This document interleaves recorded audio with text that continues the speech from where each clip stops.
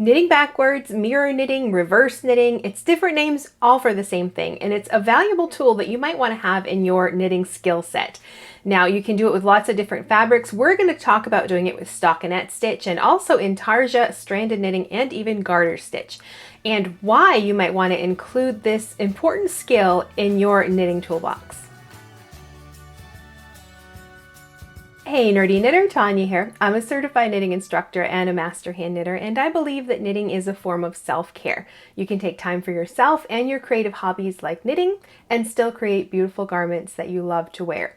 Now, the idea for this video came about because in a recent podcast, I was talking about how I was working on a shawl, the Scout shawl, I'll put a link to it down below, that combines stranded knitting done flat along with Intarsia for this beautiful patchwork sort of design.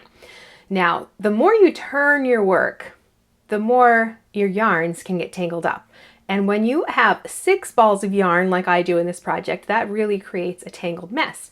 So one of the ways I'm trying to manage that was by not turning my work. I would finish a right side row, and instead of turning to work a wrong side row, I would purl back, knit backwards, reverse knit, mirror knit, whatever you want to call it. It was still being done in stockinette stitch for the most part, garter stitch edges. But instead of turning things around and purling, I purled the stitches, but the right side of the work was facing me as I did it. So I wanted to explore in this video why you would want to use this method. Like me, I'm using it because of this combination of Intarsia and stranded knitting done flat, but there are other times you might want to use it as well.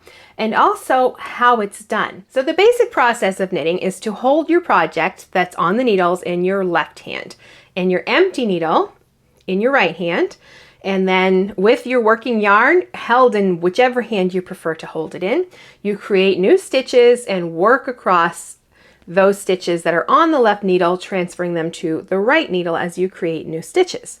In reverse knitting, mirror knitting, whatever name you're going by, that is obviously reversed.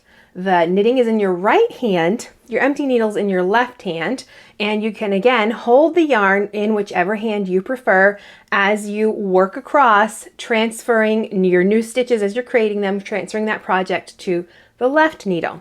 That's the only difference. By the time your project is done, nobody should know that you did any mirror knitting in that project. Your stitches will look exactly the same, no matter how they were worked. So let's go to the overhead. We'll walk through how to do this. Like I'm using it right now for this project because I don't want to turn my stockinette and purl back. So I'm just mirror knitting to purl back across the row, but there's other use cases as well, and we're going to go over those in the overhead. And then don't leave just yet after that, because we're going to talk about why and when you want to use this technique.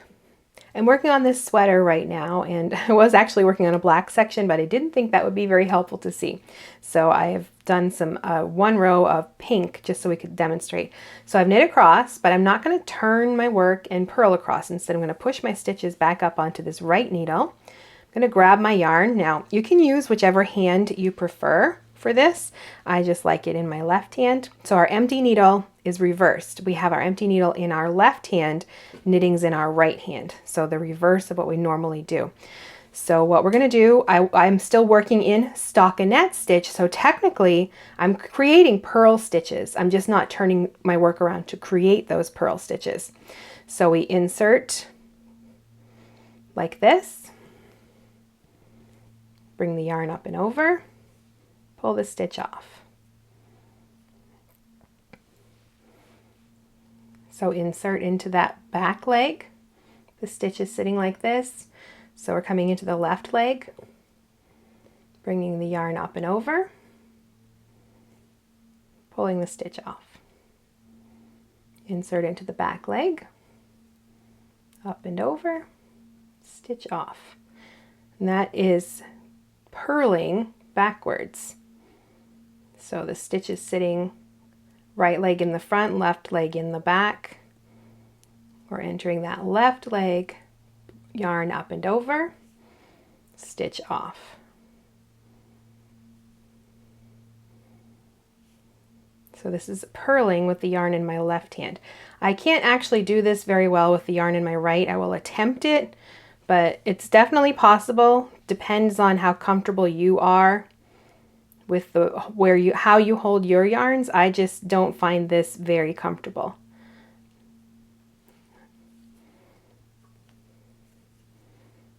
As you can probably see as I'm working this, it doesn't look very natural for me to do this with my right hand, but you can do it.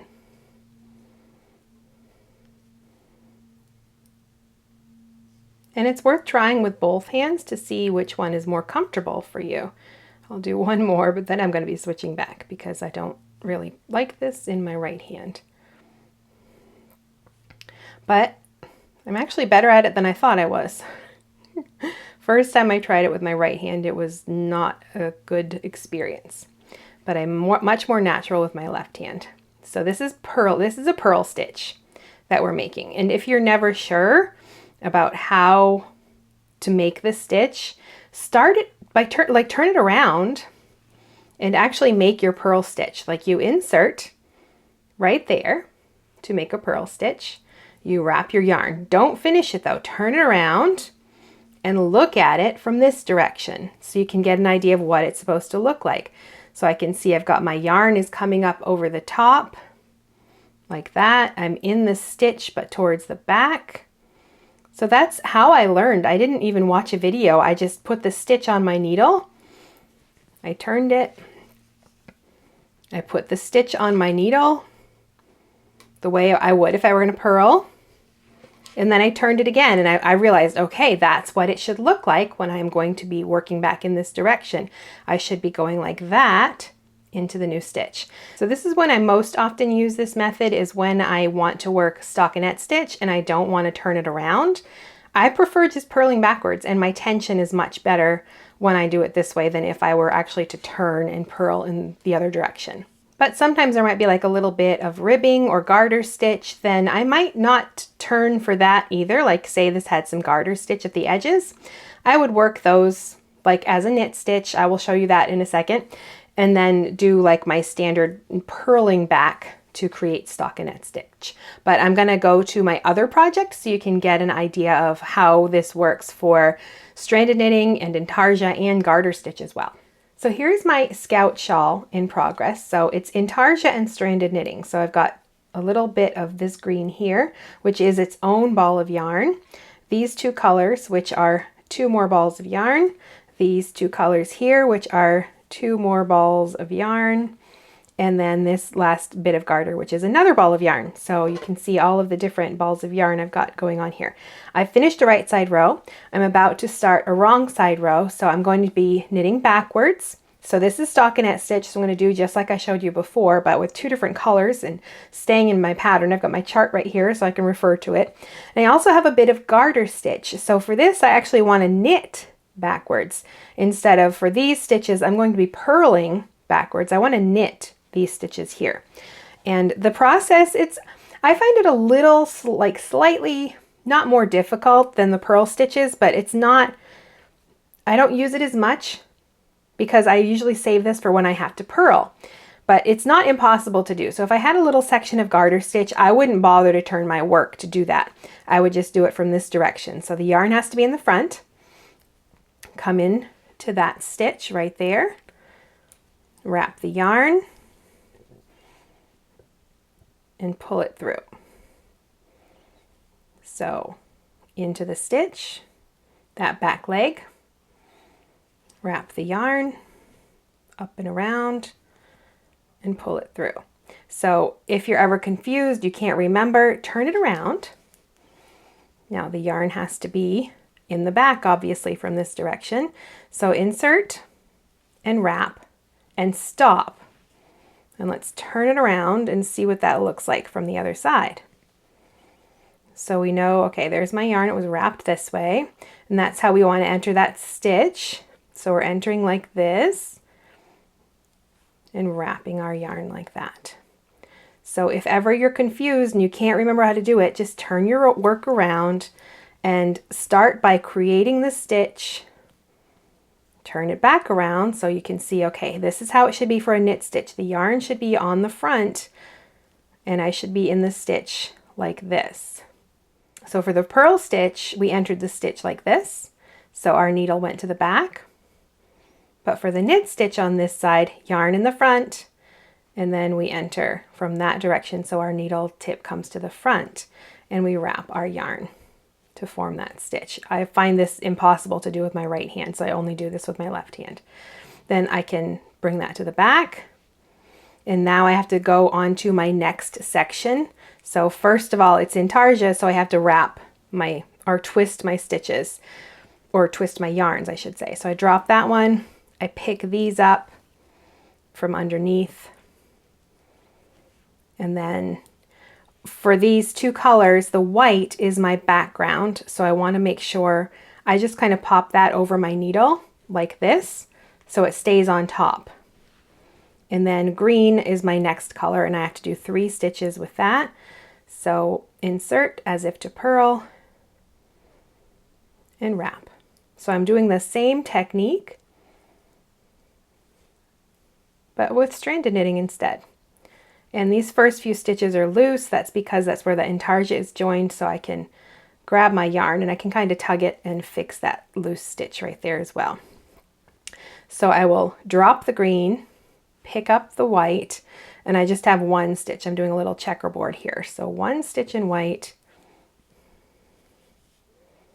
bring it back over my needle so it stays on top, grab that green, 1 stitch of green. This is a very slow process. I am not very fast at this, especially when I have multiple colors like this where it's one after the other. But I'm just alternating between the two, putting my background color on the top. And not knitting with my other Intarsia color here. Okay, 1 more white. So as you can see, this is a useful technique.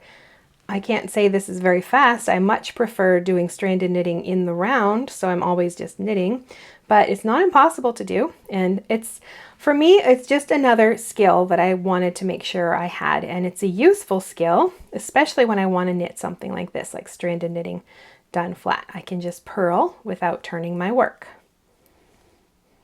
Now that you understand how this is done, I'm sure you can already imagine the many ways that you can use this for your knitting. Now, this is a technique that some left-handed knitters learn when they start to knit. They watch a right-handed knitter sitting across from them and they mirror what they are doing. And it's definitely a possibility for new knitters that are left-handed to learn this way. It's not something I teach because along with having to mirror it, you have to learn to reverse everything in all of your knitting patterns. And for beginners, that can feel overwhelming. But I still think it's a good tool to have. It's just not necessarily something I recommend. Knitting is a two-handed hobby anyway, so you have to use both hands. So you might as well learn the standard way and then learn this method to add it to your skill set. But to begin as a beginner, I'm not sure it would be my recommended way to start. Now, mirror knitting and reverse knitting isn't knitting wrong. You're not doing anything wrong. The fabric you're creating should still look like knitting when you're done. And however you do that, whether your stitches are mounted Western or Eastern, or you knit like the standard way, or you mirror knit or reverse knit, doesn't matter. None of them are wrong. They're just different ways to knit. And in the end, as long as they produce a standard knitted fabric that anybody can recognize, then how you got there really doesn't matter. This is my preferred way to knit when I have to knit flat. Obviously, when you're knitting in the round, there's no reason to reverse things. But when you're knitting flat, there's lots of times where maybe you just don't like to purl all that much. You don't want to turn the work and purl. You can learn to mirror or reverse knit. So you're technically still purling. You're just doing it while the right side of the work is facing you.